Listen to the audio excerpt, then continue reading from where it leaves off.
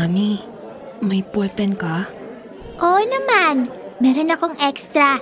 Eto, sa'yo na lang. Uy, Ani, bakit mo pinahiram? Bakit hindi? May extra naman ako. Napansin ko ang dami niyang hiniraman bago ako. Wala man lang nagpahiram. Wala nga kasing may gusto sa transferee na yan. Tingnan mo nga, oh. Lukot yung uniforme. Ang dumi pa ng sapatos. Parang hindi nagsuklay. Palibhasa kasi sa sementeryo nakatira. Ha? Balita, sa sementeryo daw yan nakatira. Baka nga mong kukulam yan. Baka kampo ng kadiliman. Baka walang matirahan. Mahal kasi ng renta ng bahay.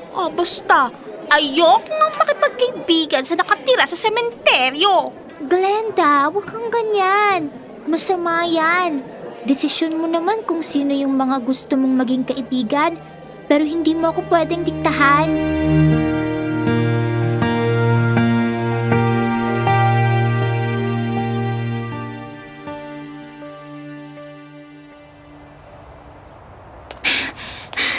Tess!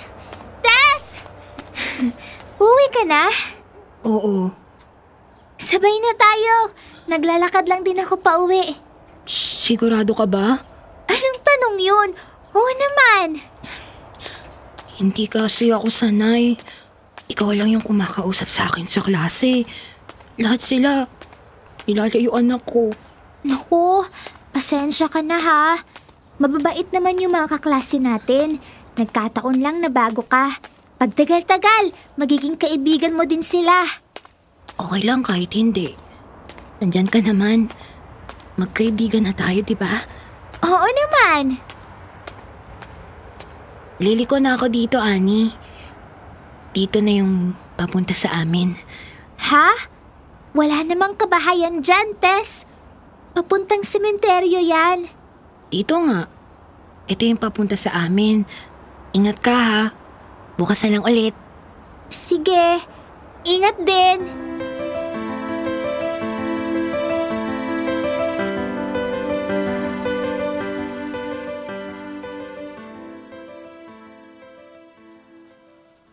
Tess! Ang aga mo namang pumasok. Ako na nga ang pinakamaaga sa klase. Mas maaga ka pa. Dito kasi ako gumagawa ng assignments. Tapos ko na nga oh. Ganun ba? Kapag walang assignments, nagre-review ako lalo na kapag may exam. Tess, may itatanong sana ako sa'yo kahapon. Hindi ko lang naitanong kasi naghiwalay na tayo. Ano yun, Ani? Totoo bang sa sementeryo kayo nakatira? Oo. Pansamantala lang naman. Kapag nakaipon na kami, lilipat din. Sabi ng tatay at nanay, sisipagan daw nila araw-araw para makabili kami kahit kapirasong lote. Na pwedeng tayuan ng maliit na bahay. Hindi daw tama na nakatira kami sa sementeryo. Hayaan mo, nakakalipat din kayo. Magdadasal ka lang lagi. Pero Tess, diba nakakatakot tumira sa sementeryo? Nakakatakot sa umpisa. Sanayan lang at wala naman kaming magagawa sa ngayon. Kailangan namin ng pansamantalang masisilungan. Ani. Ano yun, Tess? Magkaibigan pa din tayo, di ba? Siyempre naman. Anong klaseng tanong yan? Baka kasi katulad ka na nung iba nating kaklase. Nung nalaman na sa sementeryo ako nakatira, ilayuan nila ako. Baka akala multo ka.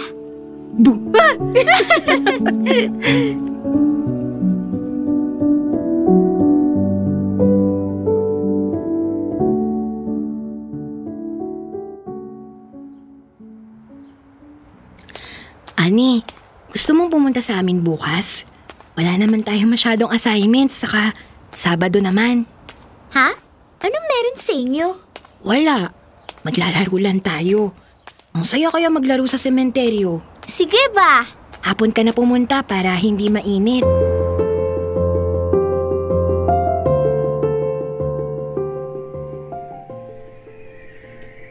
Oh, lumampas yung tsinelas mo sa guhit.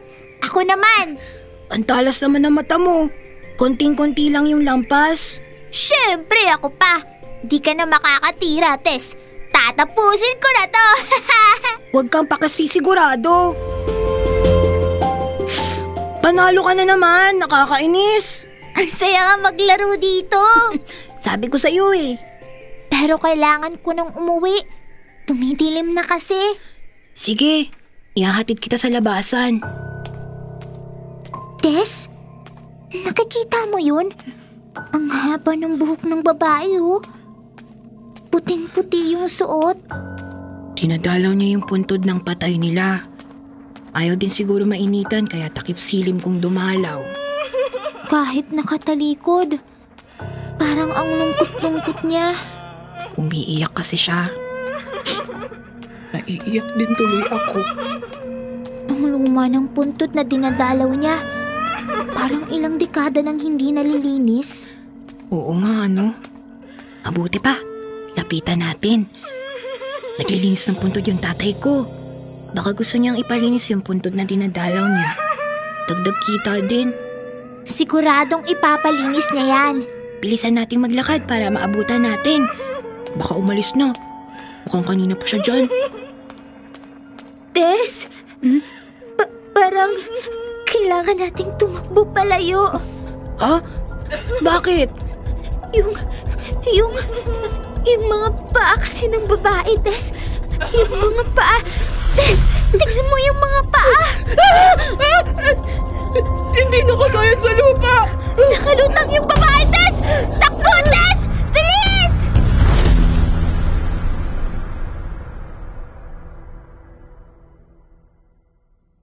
Ani, sorry ng Sabado ha. Bakit ka nagsusorry? Wala ka namang kasalanan.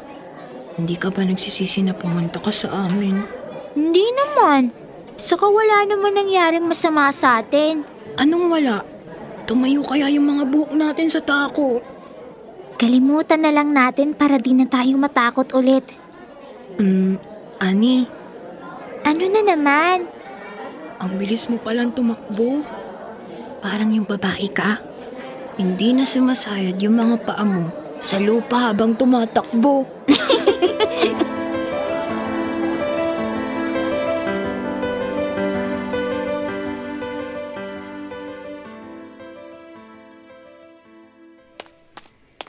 Tess!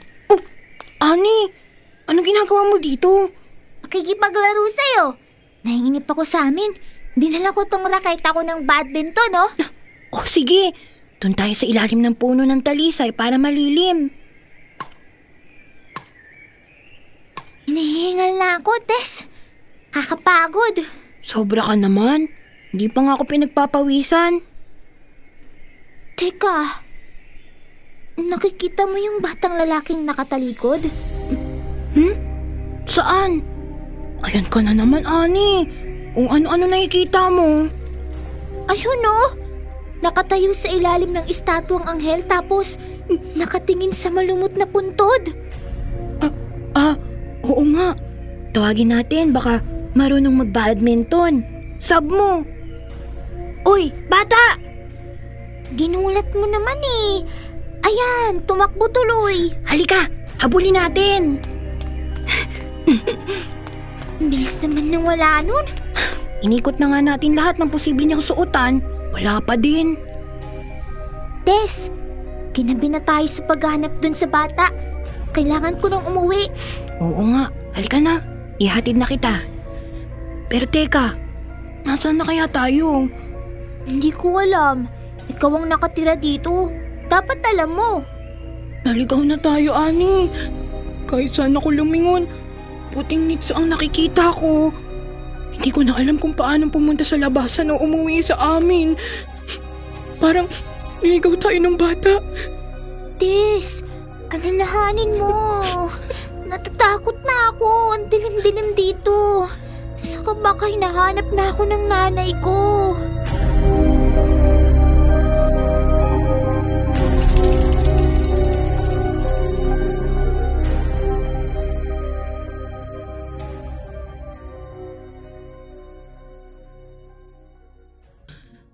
Ani, Napagalitan ka ng nanay mo? Hindi naman. Malaking pasasalamat niya at nakita tayo agad.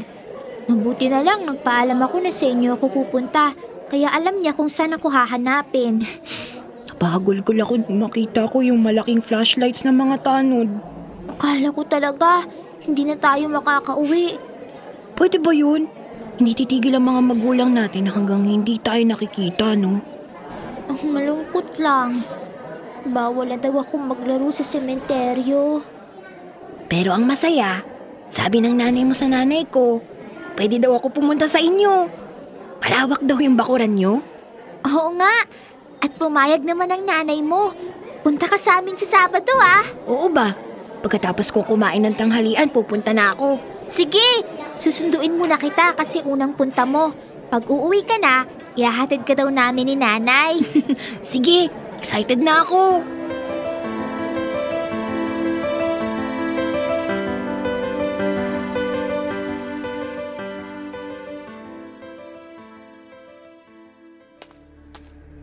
Pwede pong makitabi?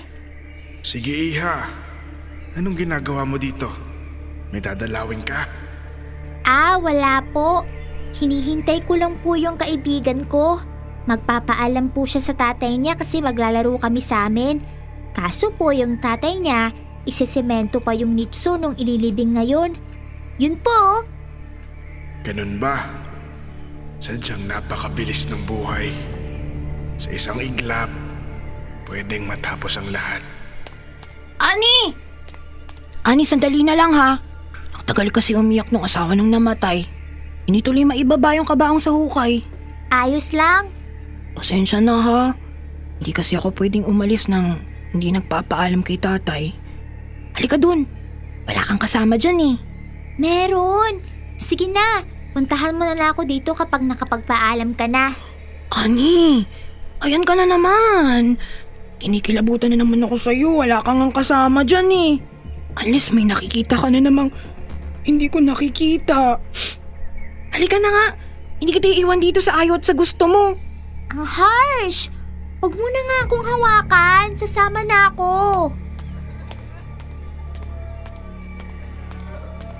Ani, gusto mong silipin yung namatay? Pwede ba? Oo naman. Halika. Siya? Siya yung ililibing? Oo. Huwag masyadong malakas yung boses mo, Ani. Oh, Ani! Saan ka pupunta? Ani! Bakit tanakbo yun?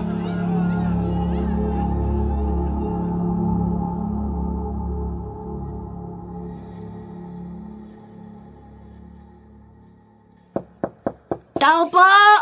Tao po! Tess? Ay, pasok ka anak. Halika. Ani! Nandito na si Tess. Kumain ka na ba, Tess? May kanin at ulam pa. Ipaghahain kita. Tapos na po, Aling Femia. Salamat po. Punta ka muna dun sa kwarto ni Ani, Tess.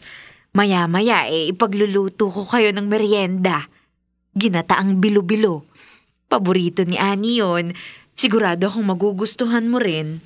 Salamat po, Aling Femia. Punta lang po kay Ani. Wow! Ang ganda naman ng kwarto mo, Ani. Matulog ka dito minsan. Paalam ka sa inyo. Pwede? Oo naman. Ani, Oh, bakit ka pala kumaripas ng takbo kanina? Pagkasilip mo sa nitso. Diba sinundo mo nga ako? Bakit iniwan mo ko? ayoko na sanang pag-usapan. Sabihin mo. Kahit sa akin lang. Gusto ko malaman. Yun kasing nakahiga sa taol. Yung ililibing. Katabi ko yun sa upuan nung pinuntahan mo ko. Nakausap ko pa nga. Ani naman. Kaya nga sabi ko ayoko ng pag-usapan. Buksan ko na nga yung TV. Nood tayo ng movie. Tamang-tama pagkatapos ng movie, luto na yung merienda na luto ni nanay. Mabuti pa nga.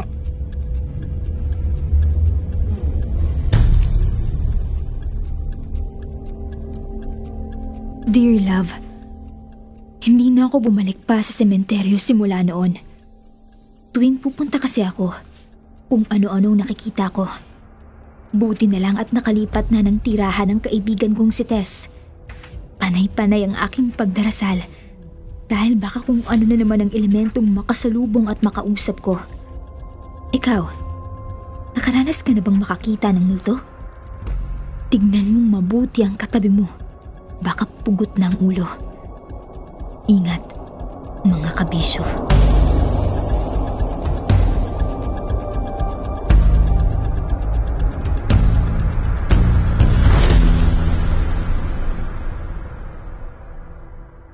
Kailangan pa bang i-memorize yan? Love Radio Basic!